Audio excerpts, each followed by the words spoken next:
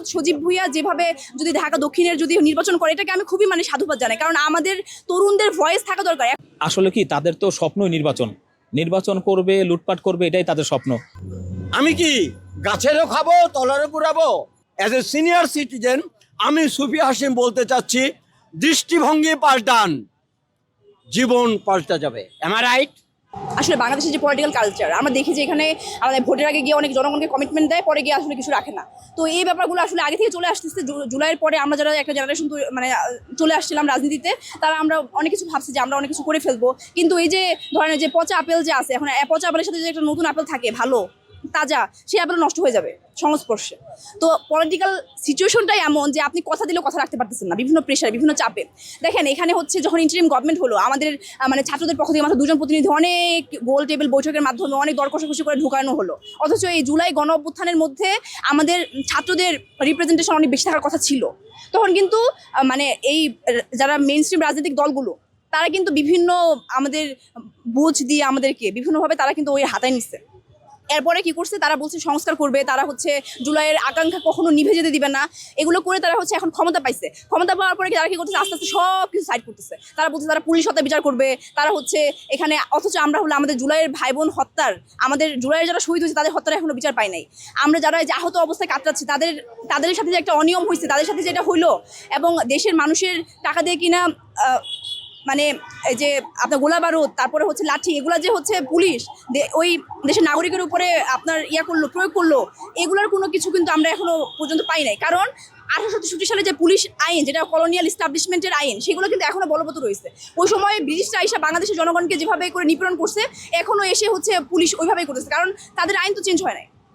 তো এই ধরনের একটা প্রেক্ষাপটে আপনি হচ্ছে কিভাবে আশা করেন যে আমাদের ছাত্র উপদেষ্টারা যারা গিয়েছিল অভ্যুত্থানে, এবং যারা একটু ফেস হয়ে উঠছে, যাদেরকে মানুষ পছন্দ করতেছে, যাদের কাজকাম মানুষ পছন্দ করতেছে, তারা হচ্ছে নির্বাচনে অংশগ্রহণ করবে না? কারণ জনগণের সাথে কাজ করে, জনগণের সাথে কথাবার্তা বলে তারা জনগণের ম্যান্ডেট পাইছে অলরেডি, জনগণ তাদেরকে পছন্দ করতেছে, তো তারা অংশগ্রহণ করতে পারে, এটা নিয়ে কোনো সমস্যা নাই। কারণ এখানে তো একবার সে বলছে, সেটা যদি তাকে অক্ষরে অক্ষরে পালন করা তার জন্য বাধ্যতামূলক, ব্যাপারটা এমন না, কারণ রাজনৈতিক পরিস্থিতি বদলায়, তাই না? তো এই জন্য এখন আসিফ মাহমুদ সজীব ভুঁইয়া যেভাবে যদি ঢাকা দক্ষিণের যদি নির্বাচন করে, এটাকে আমি খুবই সাধুবাদ জানাই, কারণ আমাদের তরুণদের ভয়েস থাকা দরকার। এখন গিয়ে আপনি সংসদের দিকে তাকান, সেখানে কতজন মানুষ আমাদের জুলাইয়ের যে আকাঙ্ক্ষা সেগুলো নিয়ে কথা বলে? খুব কম। যারা হচ্ছে এনসিপির কয়েকজন নেতা আছে তারা বলে, তো বাকিরা তো বলার কথা ছিল, কিন্তু তারা তো আসলে সেগুলোকে অনই করতেছে না। তো আমাদের হয়ে কথাটা বলবে কারা? তো তারা যারা করতে যাচ্ছে তাদের করতে দেন, তাদেরকে নিয়ে এত প্রশ্ন করার তো দরকার নেই। তারা তো উপদেষ্টা যে আজকে যে শহীদদের যে রক্তের সাথে যে বেইমানিটা আমরা যে তাদেরকে আশা করছিলাম, আজকে ভাই তাদের নাম ধরে গালি মারে। আজকে আমার এই যে আপনার সাথে কথা বলার কিছুক্ষণ আগেও আমি বাসে এক জায়গায় কথা বলতেছিলাম, এইটা নিয়ে, এই আসিফের কথা নিয়ে কথা বলছে, যে তাদের জন্য আমাদের আজকে মানিজ্জত। আপনার কি একটা তারা ওই যে এই 18 মাসে মিডিয়া এভাবে ট্রায়াল দিছে যে এনসিপি মানেই মনে হয় জুলাই যারা যোদ্ধা আছে, আহত আছে, বা জুলাই আগস্টের, এবং যারা শহীদ পরিবার আছে, এরা মানেই এনসিপি। তারা এরকম একটা নেগেটিভ দ্বারা করেছে। এখন ওরা যত আকাম কুকাম যা খারাপ কাজ করে, ওইটা এসে পরে আমাদের যোদ্ধাদের উপরে। এই যে আজকে পরে আমরা কিন্তু বারবার প্রতিবাদ করছিলাম যে না, তোমরা উপদেষ্টা থেকে নির্বাচন, ওরা ওই নির্বাচনে অংশগ্রহণ করে না, বিভিন্ন জায়গায় গেছিল, তারা কিন্তু ওরকম তদবির চালাইছে যে নির্বাচন করা যায় কেন।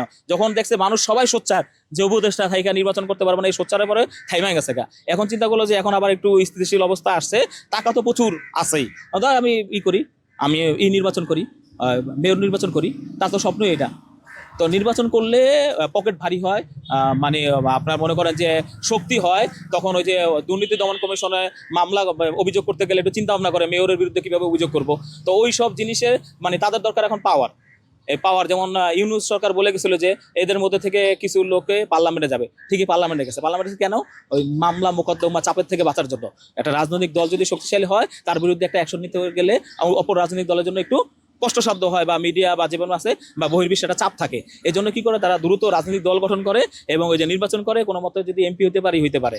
যারা ওই অবৈধ টাকা, আমরা কেন অবৈধ টাকা ছড়াছড়ি হয়, এই কারণে অবৈধ টাকাটা ছড়াছড়ি হয়, যে কোনোভাবে যদি আমরা এমপি হতে পারি তাহলে 7 গুণ মাপ, কোনোভাবে যদি আমরা মেয়র হতে পারি তাহলে 7 গুণ মাপ। এই জন্যই আসলে এই লোভের কারণেই আসলে এই ঘটনাগুলো ঘটে।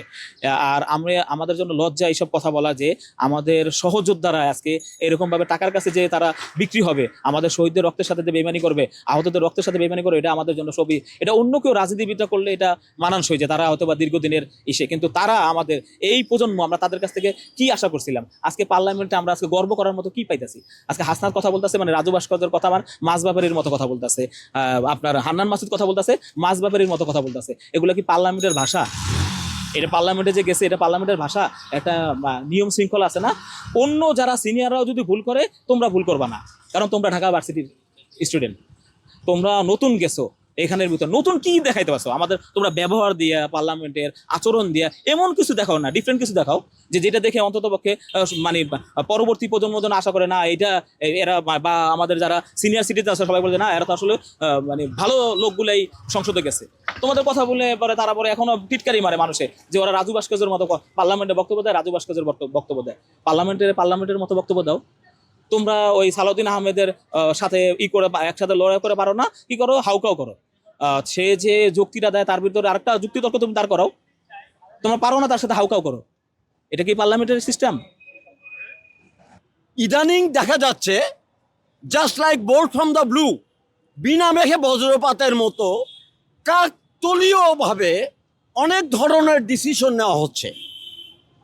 এরকম কথা আছে, কোনো ডিসিশন নেওয়ার আগে, কোনো কিছু করার আগে ভাবতে হয়।